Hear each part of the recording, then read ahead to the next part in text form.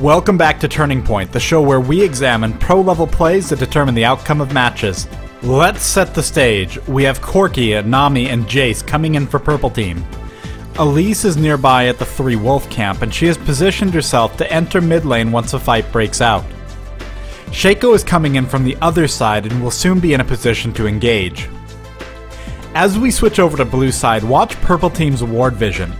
They knew Zac could try to initiate from here, but Zac is well beyond vision range, and he's been here for about 30 seconds.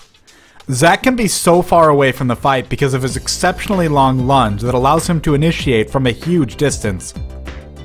Defending the tower are Darius, Leona, Kennen, and Twitch. Blue Team is extremely far behind Purple Team in terms of gold, with 30,000 gold and down almost 8,000 compared to Purple Team. Alright, so let's pay attention to this initiation. Watch Corki carefully here as he attacks the tower. Zac is just off screen. He's about to lunge in, and watch this. As Corki tries to dash out, he's blocked by Zac. And then he's stopped by Leona, and then he's pulled in by Darius. All of this, with Kennen coming on top of this, all of this makes for an absolutely brutal initiation, knocking Corki out of the fight right off the bat. And then we've got Kennen, who's got his AoE, he's got his stuns going out, and this is going to allow them to lock down Nami, just absolutely destroy her. She has no chance of getting away. Jace is backing off. He's got a little bit of distance. He's going to be able to get out of this fight if he so chooses. And keep in mind, Elise was off to the side, and she has not engaged, and Shaco's on the other side of this lane, and he is not engaged either. Blue Team continues pushing up mid lane. Now note that they have 2 low health players, a Kennen and the Leona, and Shaco's coming in through the 4 Wraith camp, and he's about to jump over the wall and try to do a takedown on at least one of these players.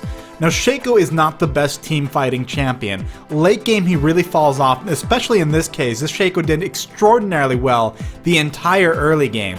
But he's not quite as strong in this situation because he doesn't bring a lot of utility, but he does bring damage. As Shaco nukes down Leona, Elise is entering the lane as well, but between Zac and Kennen, Elise is going to get crowd controlled and she's going to easily be killed by the Twitch and the Darius, which just leaves Shaco surrounded by the entire blue team. He is going to be able to take out Twitch. He does have enough damage to do that, but he's not really going to bring much more to the table than that. He can't walk out of this.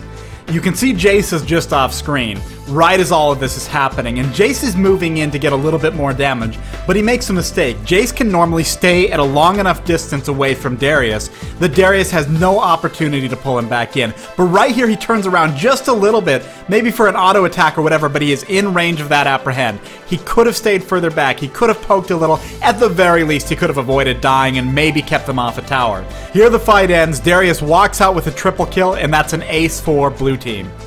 Alright, so let's watch this fight at full speed. Now this initiation, like I mentioned, this is beautiful. Especially that Zac staying off screen out of that ward vision. He has a really long jump range. The other thing to keep in mind, again, the Elise was off to the side, the Shaco was off to the side, and they come in late. It's a 5-on-3 at this point at best. The thing they need to realize is that Darius is doing exceptionally well. He's basically at full health. He's going to be able to get a lot of damage out. They should not have gone into this. They really shouldn't have, and they shouldn't have let themselves get caught. Once they had lost those 2 people at the beginning, they needed to back off. This was a true turning point. Purple Team had a massive lead over Blue Team, but from this point on, Blue Team won every major engagement they got into.